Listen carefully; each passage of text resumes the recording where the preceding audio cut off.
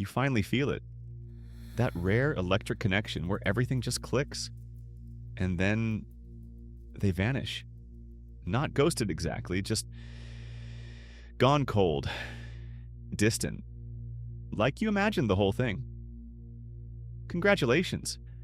You may have just gotten too close to an avoidant. And here's the wild part. The closer things got, the faster they ran. That's not a coincidence. That's the paradox of avoidant attachment. And once you understand what's actually happening inside their head, it changes everything. Let's break it down. First, intimacy isn't just uncomfortable for avoidance. It's a subconscious alarm system.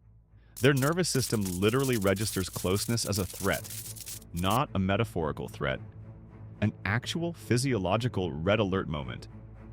Their brain learned early on, usually in childhood, that depending on someone leads to disappointment, rejection, or loss of control.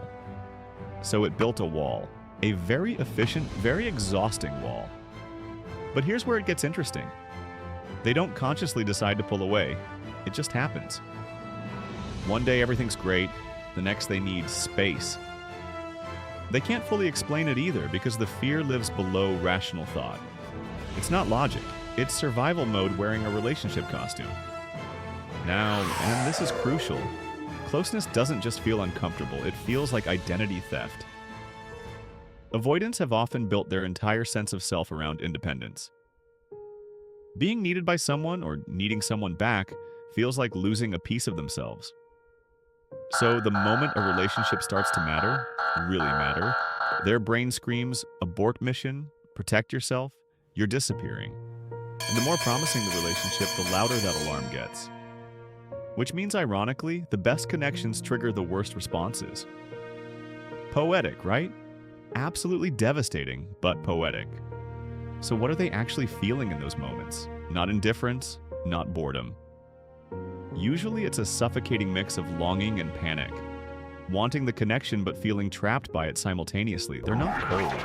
They're overwhelmed and have exactly zero tools to say that out loud. Now, if you're on the receiving end of this, hear me out. It is not about your worth. You didn't love too hard or push too fast.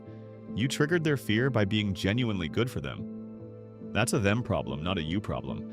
But that doesn't make it hurt less, and it doesn't mean you should wait indefinitely for someone to figure it out.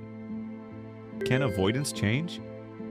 Yes, but only with self-awareness, usually therapy, and a genuine desire to rewire patterns that took decades to build. It doesn't happen because you love them harder.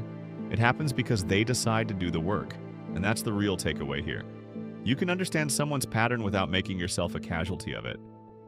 If this hit close to home, drop a comment, share it with someone who needs it, and subscribe. Because we're just getting started on the deep stuff.